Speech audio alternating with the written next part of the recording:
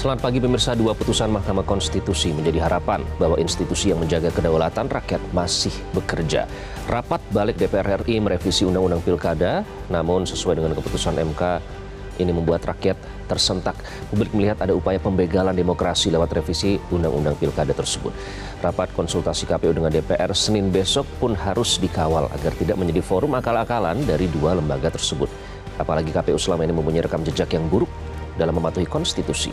Inilah editorial Media Indonesia di Sabtu 24 Agustus 2024 dengan tema Kawal Terus Putusan MK bersama saya Iqbal Himawan. Anda juga bisa berpartisipasi nanti melalui sambungan telepon interaktif dan pagi ini sudah hadir bersama saya anggota Dewan Redaksi Media Group Ade Alawi. Kang Ade, selamat pagi. Pagi Iqbal. Angin segar kemarin. Ya betul. Akhirnya dikabulkan, tapi rakyat harus turun dulu. Masif harus melalui berdarah-darah dulu. Harus berdarah-darah, literally ya. Benar-benar kemarin kita saksikan baik melalui media sosial maupun turun langsung ke jalan. Nah masalahnya jangan senang dulu karena udah ada trust issue. Tetap harus dikawal putusan MK ini. Dan juga itu harus dikawal, yang juga harus dikawal adalah putusan MK. Kenapa hari ini khusus mengangkat dan terus mengingatkan editorial agar mengawal terus putusan MK, Kang Ade? Karena MK ini adalah lembaga tertinggi ya sebagai pengawal konstitusi, kemudian juga bagaimana menyelesaikan sengketa ketatanegaraan itu di MK, kemudian juga sengketa pemilu dan sebagainya itu juga di MK. Jadi MK ini secara hierarki lebih tinggi daripada MA, sementara MA kan menguji peraturan di bawah undang-undang. Nah ini perlu menurut saya karena apa? Ini bagian dari komitmen kita untuk menegakkan bahwa kita adalah sebagai negara demokrasi. Negara demokrasi ini adalah bagaimana cabang-cabang kekuasaan ini bekerja sesuai dengan tupoksinya. Kita harus menghargai dan kita harus nurut. Kalau kita lihat MK ini kan putusannya final dan binding ya, final dan mengikat. Nah, oleh karena itu tidak boleh ada upaya-upaya untuk menganulir, upaya-upaya untuk mensiasati bagaimana untuk keluar dari putusan MK. Jadi menurut saya ini sebuah upaya bagaimana masyarakat harus terus mengawal ya dari track recordnya MK. Juga kalau kita lihat dari putusan MA misalnya tentang batas usia calon kepala daerah, ini juga aneh juga gitu loh. Jadi bagaimana uji materi tentang batas usia calon kepala daerah ini berlangsung setelah prosesnya selama 3 hari di MA. Ini kan terkesan ajaib gitu kan. Jangan sampai lupa dengan itu ya publik. Betul, ya. Iya, harus tahu. Kawal putusan MK tapi juga harus dipertanyakan soal yang proses yang begitu cepat. Itu nanti kita akan bahas lebih lanjut, Kang Ade. Nanti kami juga undang Anda untuk berpartisipasi melalui sambungan telepon. Kita saksikan bersama, inilah editorial Media Indonesia pada pagi ini. Kawal terus putusan MK.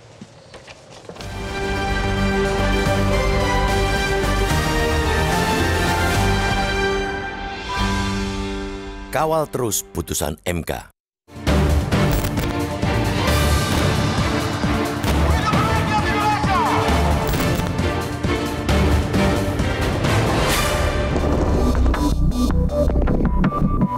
Dua putusan Mahkamah Konstitusi atau MK soal penurunan ambang batas syarat pencalonan kepala daerah dan penolakan mengubah syarat usia pasangan calon kepala daerah merupakan angin segar bagi proses demokrasi di tanah air. Putusan itu juga wujud dari harapan rakyat bahwa institusi yang menjaga kedaulatan mereka masih bekerja. Putusan MK itu nyata-nyata membuka jalan untuk pencalonan kandidat-kandidat alternatif selain mereka yang dicalonkan koalisi partai politik besar. Itulah hakikat demokrasi, yakni saat rakyat yang berdaulat tidak diikat oleh pilihan calon yang tidak sesuai aspirasi mereka. Maka ketika selang 2 hari setelah itu, Balik DPR RI menggelar rapat untuk merevisi Undang-Undang Pilkada yang tidak sesuai dengan keputusan MK. Rakyat tersentak. Rakyat dengan caranya memenuhi ruang media sosial dengan pesan darurat. Dan tanpa ada yang mengomando, mereka marah dan turun ke jalan. Publik melihat ada upaya pembegalan demokrasi lewat revisi rancangan Undang-Undang Pilkada dengan mengabaikan putusan MK. Mereka mencium ada gelagat, ada kepentingan untuk meloloskan calon kandidat tertentu. Unjuk rasa ribuan mahasiswa dan berbagai elemen masyarakat yang merebak di berbagai kota di tanah air pada Kamis 22 Agustus akhirnya berhasil menggagalkan upaya itu. Tekanan yang dilakukan lewat aksi jalanan dan dunia maya itu terbukti efektif. DPR sebagaimana dinyatakan oleh Wakil Ketua Sufmi Dasko Ahmad akhirnya mengikuti putusan MK. Akan tetapi, publik tidak percaya begitu saja. Berbagai elemen masyarakat bertekad tetap mengawal putusan mahkamah ini, apalagi mereka mencium gelagat ada yang masih mencari celah untuk bermuslihat. Komisi Pemilihan Umum atau KPU sebagai pihak yang harus melaksanakan putusan ini, misalnya, mengaku akan berkonsultasi lebih dulu dengan DPR sebelum menetapkan hasil revisi peraturan KPU atau PKPU mengenai pencalonan kepala dan wakil kepala daerah Pilkada 2024. Mereka berdalih hal ini dilakukan untuk memenuhi tata tertib sesuai keputusan Dewan Kehormatan Penyelenggara Pemilu atau DKPP. Rapat konsultasi KPU dengan DPR yang rencananya digelar Senin 26 Agustus itu tidak mau tidak mesti dikawal agar tidak menjadi forum akal-akalan dua lembaga tersebut untuk mencari celah mengabaikan putusan MK. Apalagi KPU selama ini mempunyai rekam jejak yang buruk dalam mematuhi konstitusi. Pembina Perkumpulan Pemilu untuk Demokrasi atau Perludem, Titi Anggraina, mencontohkan bagaimana lembaga itu tidak menjalankan putusan MK terkait dengan jumlah caleg perempuan pada pemilu 2024. Saat itu, KPU berdalih tidak mengubah aturan karena permintaan dari DPR berdasarkan hasil konsultasi. Begitu juga soal pencalonan mantan terpidana yang hak politiknya dicabut karena kasus tertentu. Baik KPU maupun DPR yang diwakili ucapan Sufmi Dasko berjanji akan menjadikan putusan MK sebagai dasar untuk menetapkan PKPU. Harus dicatat, putusan MK bersifat eksekutorial atau langsung dieksekusi dan bersifat mengikat untuk semua pihak tanpa terkecuali. Semua pihak termasuk DPR, KPU, Bawaslu, partai politik, pemerintah, maupun masyarakat harus mematuhi isi putusan MK itu. KPU dan DPR semestinya paham dan menyadari bahwa memain-mainkan kedaulatan rakyat bisa merobohkan demokrasi. Jangan coba-coba berdusta dan berkhianat atas jerih payah hingga tetesan air mata dan darah rakyat saat memperjuangkan demokrasi. Sebagai wakil rakyat, tidak semestinya mereka melawan kehendak rakyat demi mementingkan kelompok maupun golongan tertentu. Aksi unjuk rasa yang dilakukan berbagai elemen masyarakat di berbagai kota selama 2 hari kemarin hanyalah percikan kecil kemarahan mereka yang selama ini terpendam. Terlalu banyak yang dipertaruhkan jika amarah publik berubah menjadi anarki. Ingat kata pepatah, jangan coba-coba bermain api jika tak ingin terbakar sendiri. Kita sangat berkehendak kehidupan demokrasi kembali pada relnya yang sejati. Maka patuhi saja putusan Mahkamah Konstitusi.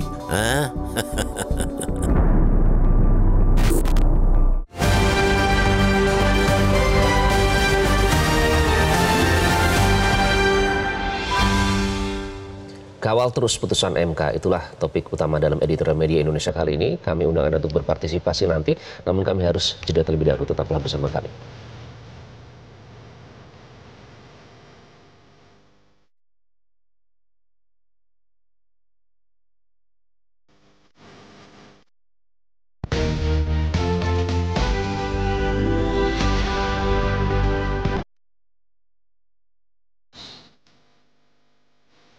Anda kembali di editorial Media Indonesia, kawal terus putusan MK. Kang Ade, kenapa kita harus terus memonitor, tidak bisa kita percaya saja begitu, sesuai dengan proses yang akan berjalan? Ya, proses demokrasi ini kita tidak bisa percaya begitu saja memang. Sebuah demokrasi ini adalah upaya ya. Upaya bagaimana kita meletakkan kedaulatan rakyat di atas semuanya ya. Bukan di atas kedaulatan partai ya. Ataupun elit tertentu yang menurut Profesor Saiful Mujadi adalah saat ini dikendalikan oleh kartel politik ya. Ini saya kira sangat memprihatinkan. Nah, kalau kita lihat dari DPR, konsultasi DPR, konsultasi KPU misalnya pada ketika PKPU tentang keterwakilan perempuan harusnya 30% sesuai dengan putusan MK, tapi kemudian itu diabaikan oleh KPU karena hasil konsultasi dengan DPR.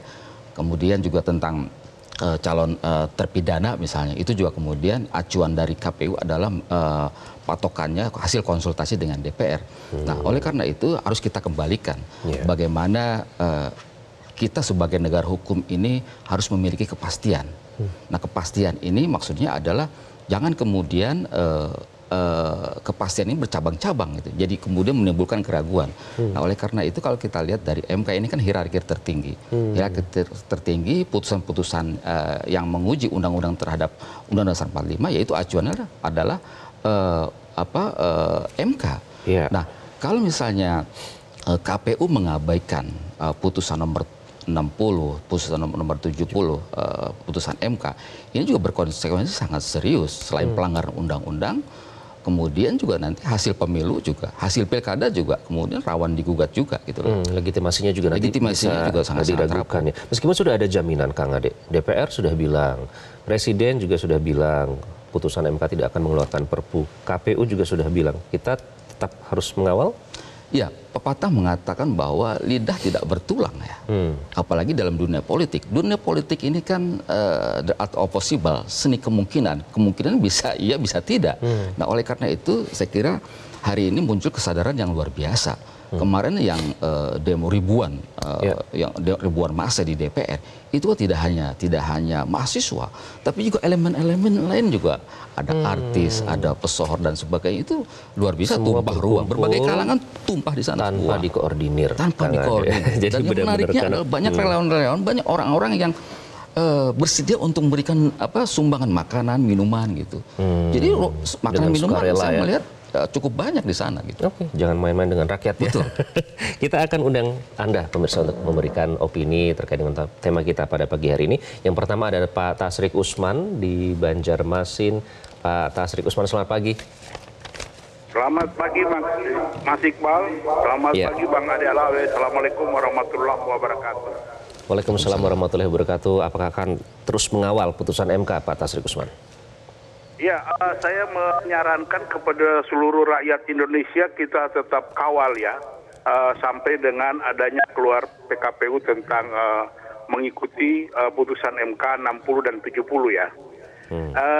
Kita tahu persis sudah beberapa kali statement yang disampaikan oleh Wakil Ketua DPR, kemudian Ketua KPU yang menjamin bahwa mereka akan melaksanakan putusan 60-70 MK itu.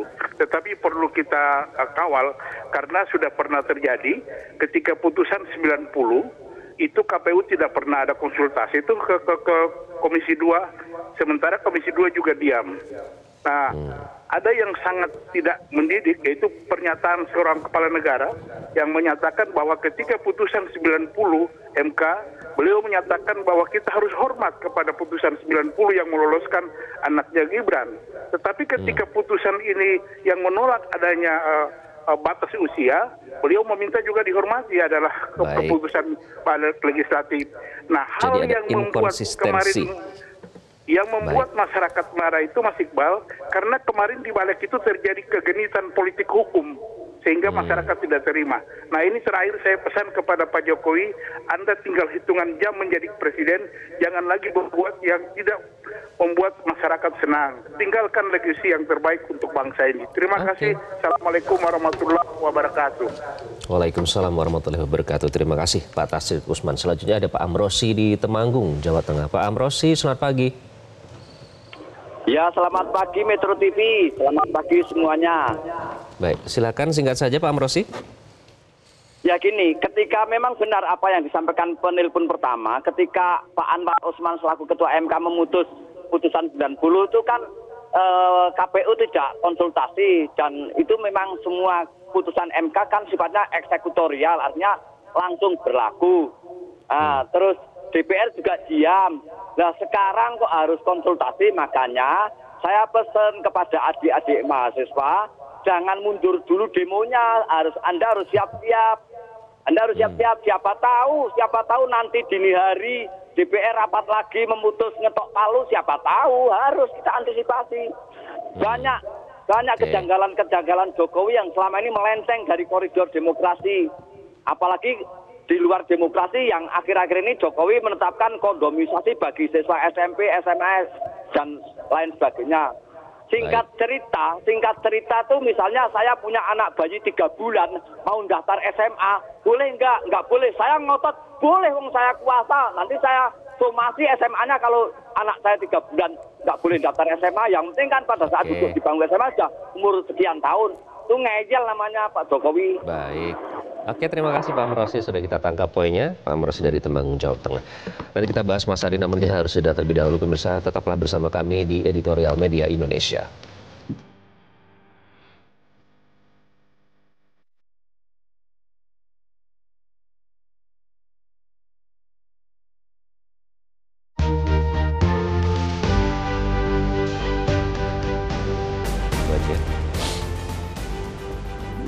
Anda kembali di Editorial Media Indonesia. Kang Ade, jadi bagaimana untuk mengawal terus memastikan soal putusan MK benar-benar dijalankan? Ya, kita harus selalu memonitor ya, monitor pergerakan dari KPU, kemudian juga pergerakan dari DPR. Karena kalau kita lihat dari proses legislasi belakangan ini di DPR itu juga ajaib, simsalabim. Ada undang-undang yang diketok palu dalam hanya 2-3 hari. Ada yang sebulan misalnya yang sangat serius, misalnya sebelumnya misalnya dalam undang-undang KPK misalnya revisinya cuma sebulan itu. Jadi proses legislasi yang buruk ini kemudian yang simsalabim dan bernuansa politik itu biasa terjadi di DPR. Nah, oleh karena itu menurut saya harus betul-betul dikawal. Dan kita harus menyadari juga bahwa kita Indonesia ini berusia 79 tahun. Tagline kemarin adalah Indonesia baru, Nusantara baru, Indonesia maju. Tetapi yang terjadi adalah kemunduran demokrasi. Apanya yang maju kalau begitu? Nah, oleh karena itu demokrasi harus tegak. Selain ini perintah ada konstitusi, adalah demokrasi ini pilihan kita sebagai negara republik.